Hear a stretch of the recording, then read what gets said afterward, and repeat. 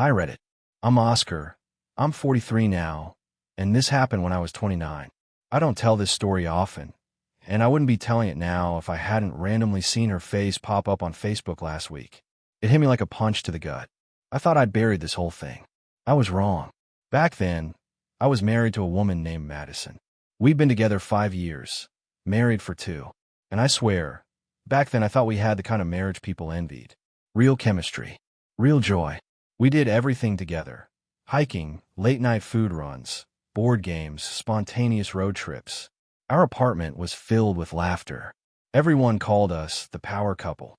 I believe that. One Friday, I took Madison out at dinner. One of those fancy, overpriced places we only went to on special occasions. No reason really. I just wanted a good night with my wife. We ate too much, drank a little more than we should have, stumbled home tipsy and happy. She went straight to bed. I stayed up a few minutes, scrolling through my phone, then remembered something. Her mom was supposed to come visit the next day. A long trip, 2 cities away. She'd be arriving by train with a big suitcase, and no ride unless someone picked her up. Madison had promised she'd message her mom about the time, so I could go meet her. I figured I'd wake her up gently, so she could text her. I nudged her, and she mumbled something, unlocked her phone with her face, opened the chat with her mom, started typing, and passed out, literally mid-message. The phone dropped out of her hand, screen still on. I picked it up, chuckling a little, thinking I'd just finish her sentence and send it for her. No big deal. But then I saw it. The message thread was still open, and the last thing her mom had said, "So, does he still not know about Ethan?" I stopped breathing for a second. That name, Ethan, was familiar. Not from our family. Not from work. I scrolled up. There were messages. Dozens. Long, detailed, raw. Madison had been confiding in her mom about a man named Ethan. A man who just happened to be her best friend's husband. They'd been meeting up behind my back, and not just once. This had been going on for months. I just sat there, in shock, still holding her phone. My wife passed out 2 feet away, snoring like nothing was wrong. I felt like the air had turned to cement. I didn't scream. I didn't shake her awake. I didn't throw the phone. I just sat in the dark for an hour, scrolling, reading every line of her betrayal. Messages full of excuses, her mom even supporting her, saying things like, "You deserve to be happy. Ethan understands you better." My stomach churned. I wanted to wake her up and scream. I wanted to grab my keys and drive until the gas ran out. I wanted to rewind the last 5 years and never meet her. But I didn't do any of that. I stood up, plugged her phone back, and like nothing happened. Sat on the couch, and started thinking, because something in those texts told me this went deeper. Something about the way she talked about them. Like Ethan wasn't the only one. And if I was right, this wasn't just betrayal. This was war. I barely slept that night. At 7 a.m., I was already dressed and sitting on the balcony with my 3rd cup of coffee, staring at nothing. Madison walked into the kitchen like everything was normal. No shame, no tension, just humming some stupid tune while making toast. I watched her like she was a stranger. She smiled, kissed me on the cheek, and said, "Thanks for reminding me about Mom last night." I totally passed out. I nodded. Didn't say a word. I didn't confront her. Not yet. I wanted the full picture. See, I've never been the jealous, phone-checking type. I believed in giving people space. That was my first mistake.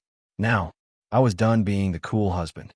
I was about to get answers, and I wasn't going to ask nicely. I waited until she went to the gym. Same routine every Saturday. Gone for about 2 hours, sometimes more.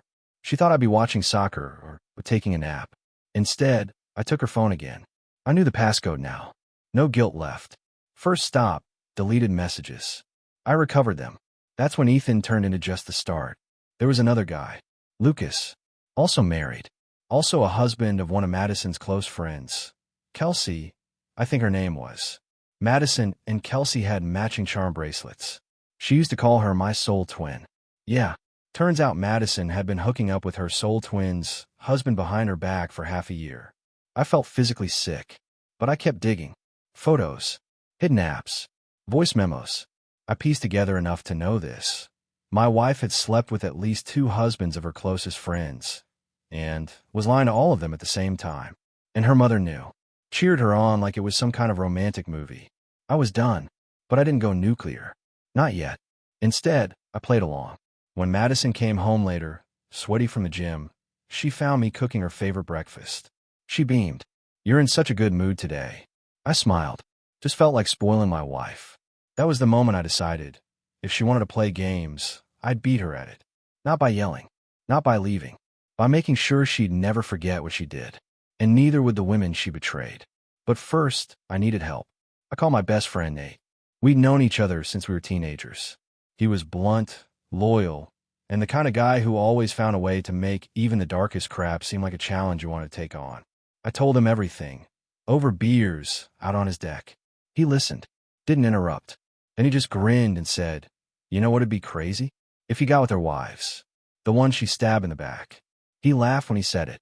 But I didn't. Because suddenly, it didn't sound that crazy. The next morning, I messaged Lucas' wife, Kelsey. Nothing crazy. Just a casual, friendly check-in. "Hey Kelsey, long time no talk. Just wanted to say thanks again for helping with Madison's birthday last month. Still cracks me up how drunk she got. It was bait." She bit instantly. Yeah. That was such a fun night. Miss hanging out with you guys." We kept it surface level, harmless, but opened the door. Next was Delilah, Ethan's wife. Same approach. Warm, easy, familiar. She responded even quicker than Kelsey. Within 3 days, I was messaging both of them regularly. Comments on their posts, little inside jokes from past double dates. Nothing suspicious on the surface, but I was setting the stage. Meanwhile, Madison had no clue. She was busy living her double life, smiling at me over dinner while texting Ethan from the bathroom. Yes, I checked the timestamps. One night, she even told me, "You've been amazing lately. I feel like we're reconnecting." I nodded and said, "Me too." Line never felt so clean. The first real move came the next Saturday. Nate and I hit a bar, and I made sure to get photographed with a few random girls. Nothing too scandalous, just close enough for people to start asking questions if they saw it. I posted one to Facebook the next day, me laughing in a booth with 2 women on either side, one with her hand on my shoulder. Caption: "Good energy only." Within 2 hours, Madison saw it. "Who are they?" she asked casually, pretending not to care. "Just some people Nate knows," I replied. We all ended up talking at the bar. "Why?" She shrugged. "No reason. Just surprised you posted it." I could see it in her eyes, the gears turning. She didn't know whether to be mad or worried. That was the point. Meanwhile, Kelsey and I kept messaging. Eventually, I dropped a line. "You ever feel like everything looks perfect on the outside, but you're dying inside and just can't say it?" She replied instantly. "Every single day." Boom. I invited her for coffee that Friday. "Just as friends," I said. She agreed. Too fast. We met at a quiet spot out of town. She looked nervous but relieved. Talked for an hour straight about how cold Lucas had been lately. How she suspected something but couldn't prove it. How she felt crazy even thinking about it. I didn't say a word about what I knew. I just nodded. Listened. Let her pour it all out. At the end, she hugged me. Long, too long. Her hand lingered on my arm when she pulled away. That night, she messaged me. "You're the only person who makes me feel heard lately." Nate saw the message and just said, "One down." But I didn't celebrate. Not yet. This wasn't about revenge sex. This was strategy. Every move had a hit where it hurt. Emotionally, socially, publicly. If Madison wanted to betray people who loved her, I was going to show her what betrayal really felt like. After that coffee with Kelsey, everything started lining up. She texted me almost every day. First just, "Hey, how are you?" Then longer messages about how lonely she felt, how Lucas had been distant, distracted, cold. Meanwhile, her social media was full of happy couple selfies. Classic. But I needed the second half of this puzzle. Delilah. She made the first move. Commented on that same photo of me at the club, the one with the girls on each side. "Look at you having fun, Madison. Better hold on tight." I replied, "Fun's easier to find when you stop pretending everything's perfect." She DM'd me that night. Not gonna lie, that hit me harder than it should have. And that was it. Game on. I invited her out. "Let's grab coffee sometime. Been ages." She said yes in less than a minute. Same cafe I'd met Kelsey at. Neutral ground. Quiet. Out of town. Delilah looked tired. Still beautiful, but drained. The kind of look someone wears when they've been keeping secrets for too long. "I know something's going on," she said right away. "Ethan's always on his phone. Always out. Madison's been weird around me too. Like she's hiding something." I could have dropped it all right there. The truth, the screenshots, the timeline. But I didn't. Instead, I leaned back and said, sometimes when you think you're crazy, it just means you're finally seeing things for what they really are. That hit her. She went quiet. Real quiet. Then, she started opening up. For over an hour we talked, mostly her venting, laughing, remembering the old days when we all used to hang out like some big happy group. At the end, she hugged me. Soft. Sincere. Longer than a friendly hug should be. When I got home, Madison was in the kitchen, arms crossed, holding my phone. "Who's Delilah?" she asked, calm but cold. I shrugged. "A friend." "What?" "She's liking your photos. Sending emojis." I smiled. "So does Ethan on yours." Her eyes twitched. 1 second. That's all it took. She knew. Not the whole truth. Not yet, but enough. Enough to feel the tension, the shift. And in that moment, we both understood something. She wasn't in control anymore. I wasn't the clueless husband. Not the one begging for answers. Now I was the one playing quiet moves behind the scenes. And Madison? She was starting to sense just how fast the ground under her was about to give out. And I hadn't even started the real part yet. After the Delilah moment, Madison changed. Subtle at first. Less glued to her phone. More curious about where I was going, who I was seeing, what I was posting. She never said it, but she felt the shift. She knew something was off, but couldn't prove anything. Not yet. Perfect. Meanwhile, things with Kelsey escalated.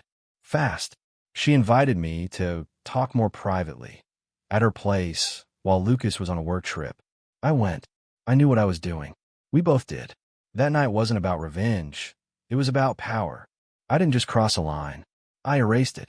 And when it was done, I did exactly what I told myself I would. I took a photo. Nothing explicit. Just enough to show where I was and who I was with. Kelsey's head on my chest, smiling like she hadn't done in years. I waited 2 days. Then sent it to Madison. No caption. No explanation. Just a photo. She didn't reply for hours. Then finally one message. "You're disgusting." I didn't respond. 2 days later, I did the same with Delilah. Same setup. Same result. And yes, another photo. Sent. Delivered. Read. This time she wrote back. "You're sick in the head." Again, no reply from me. See, Madison still thought she had the moral high ground. Like I was the villain here. But I knew better. And soon, so would everyone else. That weekend, I made a move that would shift the entire game. I called Delilah. Told her the truth. Not all of it. Just the part she needed. "Ethan and Madison have been seeing each other behind your back." Silence. Then, for how long? Almost a year. She didn't cry. Didn't scream. She just went quiet. And then said, "Thank you." Next call, Kelsey. Same story. Lucas had lied, cheated, smiled through dinners and birthdays like he wasn't sneaking around with my wife the whole time. Her reaction? Rage. She said, "Meet me Friday night. I want to talk. I don't want to be alone." I had one final idea. I messaged them both. Kelsey. Delilah. Told them I was inviting them for a drink. One night. One table. One truth. And I told them to bring whoever they wanted. They said yes. I booked a booth at a quiet bar. Friday night. 3 couples. 1 room. I didn't tell Madison where I was going, but I made sure she'd find out. And when that night came, it was the beginning of the end, not just for her, but for all of them. Friday night. Bar's backroom. Low lights, quiet music, private booth. I got there early. Ordered a beer. Waited. Delilah showed up first. No makeup. Hair tied back. Serious face. Then Kelsey. Dressed up but stiff. Ready for war. They didn't speak to each other at first. Just nodded. 5 minutes later, Lucas walked in. Saw me, froze. Then saw Kelsey, panic. Right behind him. Ethan. He didn't freeze. Just smirked. That fake confidence, guys, where when they know the room is about to turn against them, and they still think they'll win. And last, Madison. She walked in like she owned the place. Then saw me. Then saw Kelsey. Then Delilah. And everything in her face cracked for a second before she caught herself. I stood up. Raised my glass. Glad we could all make it. No one responded. I sat down. Took a breath.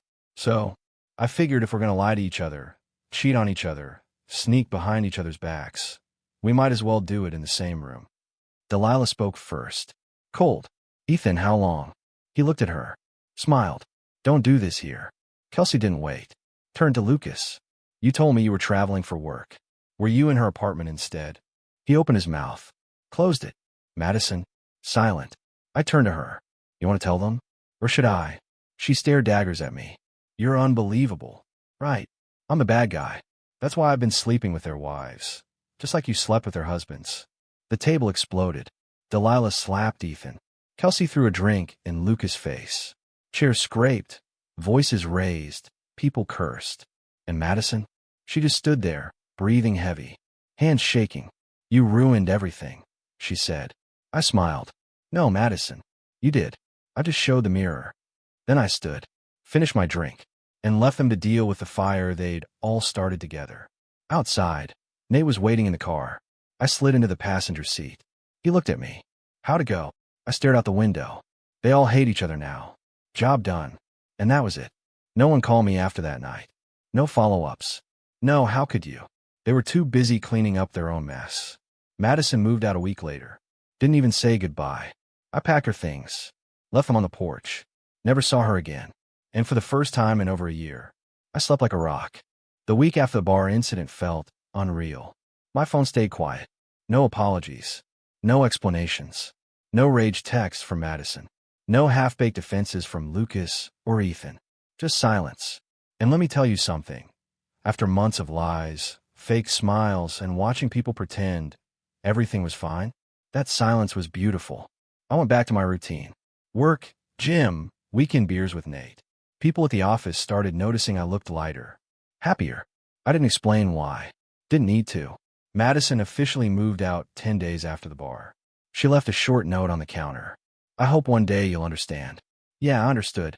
I understood perfectly. Delilah sent me a message a week later. Thank you for telling me the truth. I'm staying with my sister for now. I don't know what's next, but I'm done being lied to. Kelsey didn't write. But I heard through Nate she had filed for divorce. Lucas and Ethan? No idea. Didn't care. Madison vanished off social media for a while. Then, slowly, she started posting again. Filtered selfies, vague quotes about healing, and letting go, the usual damage control garbage people post when they've been exposed and still want sympathy. I ignored it. Instead, I focused on getting back to being me again. Nate and I started traveling. Short trips at first, then bigger ones. Vegas, Miami, Denver. Just us, a couple bags, no drama. It felt good to laugh again without wondering if someone was lying behind your back. But here's the weird part. The more time passed, the more I started to feel hollow. I won. I played the game better. I turned the tables. I blew the whole lie to pieces. But what was left? I didn't trust anyone. I didn't even trust myself. One night, Nate and I were at a bar in Austin. He looked at me, halfway through a beer, and said, "Be real, man. You feel better now? Like really better?" I paused, took a sip, looked him in the eye. No, not really. I feel clear, but I wouldn't call that better. Because truth is, revenge gives you closure, but it doesn't give you peace. Still, I don't regret it. Madison destroyed something sacred. I just made sure everyone involved had to sit in that fire with her. About 8 months passed. No drama, no messages, no updates from anyone involved. It was like the universe hit a reset button on my life. I'd burned every bridge I needed to, and I didn't miss a single one. But the truth? I was lonely, not in the way people think. I wasn't chasing hookups or looking for someone to fill a space. I just missed connection, real connection, something that wasn't built on lies, pretending, or payback. Nate noticed. One night, we were playing pool at a dive bar in Phoenix, and he said, "You ever gonna stop surviving and start living again?" I laughed it off, but stuck with me. 2 weeks later, I met Claire. It wasn't planned. It wasn't some big love-at-first-sight story. She was just real. She was helping organize a charity auction I got dragged into through work. I almost bailed, but I showed up, shook hands, made the small talk, and there she was coordinating volunteers like a general, clipboard in hand, hair in a messy bun. No filter, no fake laugh. I like her instantly. We talked, just casually, nothing deep, but there was something about her. Calm, solid, unbothered by the mess around her. A woman who clearly didn't have time for games. A week later, I ran into her again. Grocery store, random aisle. We laughed at the coincidence. We grabbed coffee, then dinner. It was slow, Natural. Easy. I didn't tell her everything at first. Didn't want to dump the wreckage of my past into something new. But after a few months, I did. I laid it out. The marriage, the betrayal, the revenge, the destruction. She listened. Quietly. Carefully. Then she said, "Well, sounds like you learned the hard way what happens when people forget how to respect each other. But you're not that guy anymore." That was it. No judgment. No pity. Claire wasn't interested in who I used to be. She was focused on who I was now. And man, that changed everything. I stopped checking Madison's socials. Stopped wondering if Kelsey ever got remarried. Stopped thinking about Ethan, Lucas, or their pathetic excuses. I was building something new, something real. And for the first time in years, I wasn't looking backward. I was actually excited to move forward. It happened on a Tuesday. Totally random. I was on my lunch break, scrolling Facebook, not looking for anything, just killing time between meetings. Then I saw it. A tagged photo. Someone from Madison's old friend group had posted a birthday album. And there she was. Madison, standing off to the side, arms crossed, fake smile. No ring. No familiar faces around her. Just her. She looked tired. Not physically. Something deeper. That kind of quiet emptiness you can't filter or pose your way out of. I stared at the photo longer than I should have. Not because I missed her. Not because I want to go back. But because for the first time in years, I actually felt sorry for her. She blew up her life, chasing things she never understood. Validation, attention, drama. And when it all came crashing down, she was left with nothing but silence. I showed the photo to Claire that night. She didn't say much. Just looked at it, then at me. "You okay?" I nodded. "Yeah, it's weird seeing her again. But I'm good." And I meant it. But later that night, lying in bed next to Claire, I kept thinking about it. About the version of me that let anger drive every decision. The guy who turned his pain into a weapon and pulled everyone into the crossfire. Yeah, Madison cheated. Lied. Shattered everything we built. But I didn't just walk away clean. I went scorched earth. And a part of me, even now, still wonders if I went too far. Claire shifted beside me in her sleep. I looked over at her, at the quiet peace in her face. And that's when I let it go. All of it. The pain. The hate. The what-ifs. Because this is what mattered now. Not who I was at 29. Not what Madison did.